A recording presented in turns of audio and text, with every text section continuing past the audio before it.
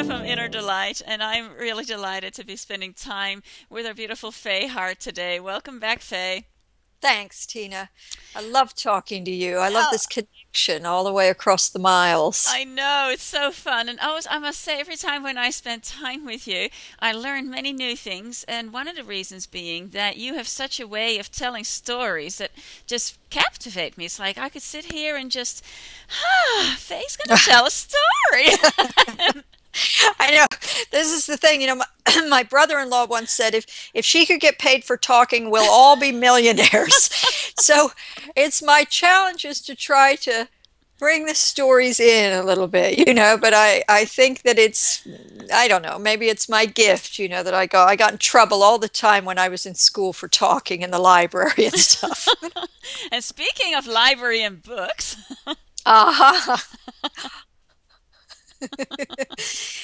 Right, my bookstore story. yes, do tell.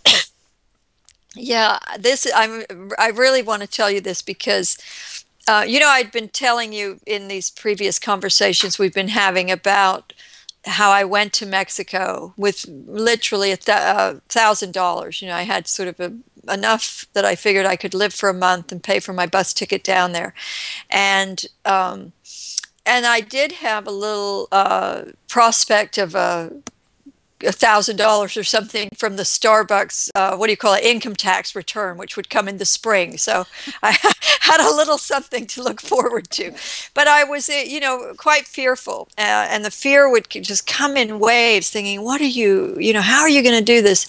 And so I had an angel reading when I had been living here in Florida, felt like I was kind of stuck here. I met a beautiful young woman, just a magnificent woman named Emily Andrews, who is really connected. In fact, I was with her. I met her when the evening that she was encouraged to begin to share her gifts through another angel reader told her it was time. The angels want you now to. And I was kind of like, oh, okay, these women, this is like My Little Pony or something. I wasn't really didn't know how I felt about grown women conversing with angels at that time. So it was a leap of faith for me. But I saw what happened with this young woman, and I felt the connection. As she opened a channel, it was as if she cleared something that made me able to connect to this other realm. And so when I was down in Florida, I mean, sorry, down in Mexico, I was very concerned and everything. And I thought, I'll see if Emily could do an angel reading with me over the phone. And so we arranged it, and that was on December 8th, a year ago.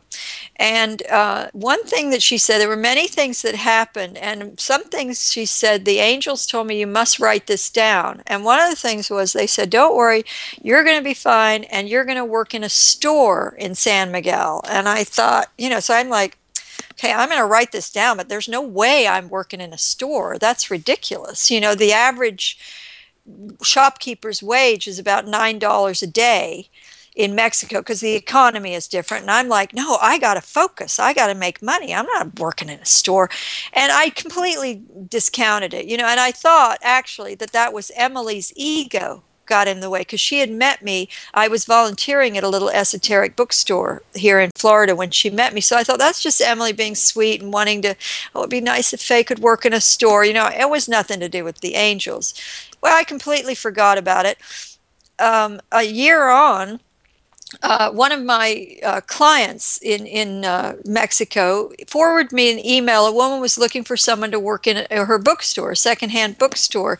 She said, I know there's no money in this or anything, but for some reason I felt compelled to forward the email to you. It might be something you'd be interested in. You're a poet, you like books. I don't know, just felt like sending it. So I thought, not working in a store, and I just forgot about it.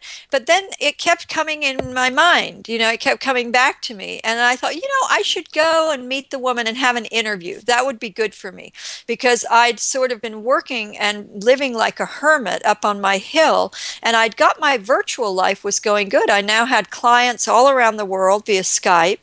But now I wanted to move into the community. I wanted a way to become part of the community. And I thought, well, now how am I going to do that? There seemed two ways open to one in the expat community. Either you go to AA meetings or you go to Harry's bar.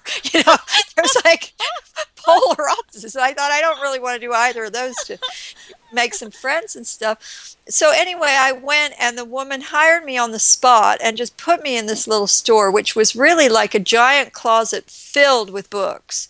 And I thought there was going to be a day of training or something, and she just showed me where everything is. And she said, "Okay, I'll see you later." And I said, "Oh my God, what, you're leaving me?" And she said, "You just leave me with your business." It seemed odd.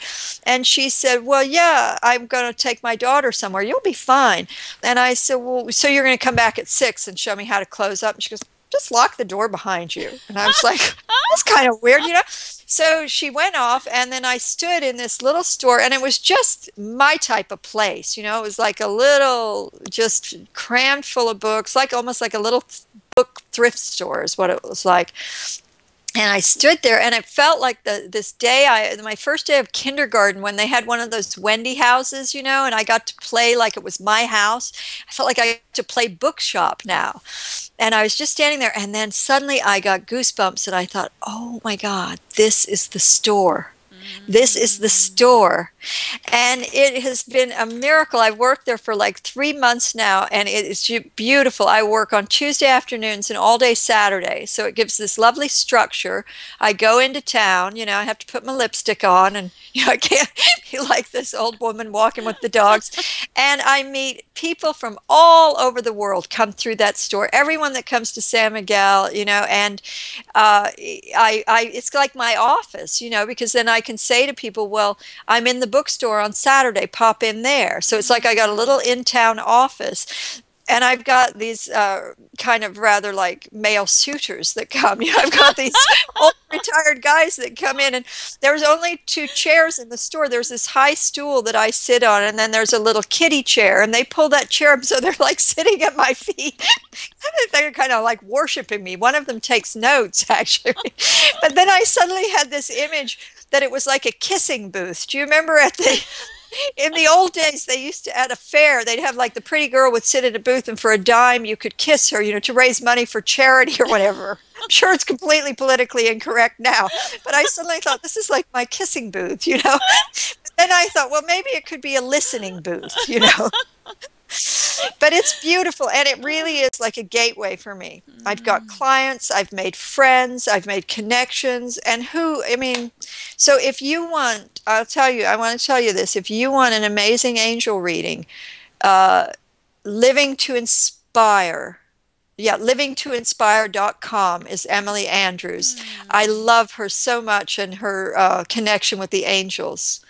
Awesome. And for, leading me to my kissing booth. Well, we will have to meet again in a few months from now and get the follow-up series. We'll just have to do this every quarter. We'll have a Faye update journal, and then we'll see what's going on. It's fun. Right. Awesome. Oh, thank you for sharing. Thank you. Thanks so much, Tina. I so love connecting with you. Yeah, me with you. So, for people to find you, if they want to have more interaction with you, where can they go?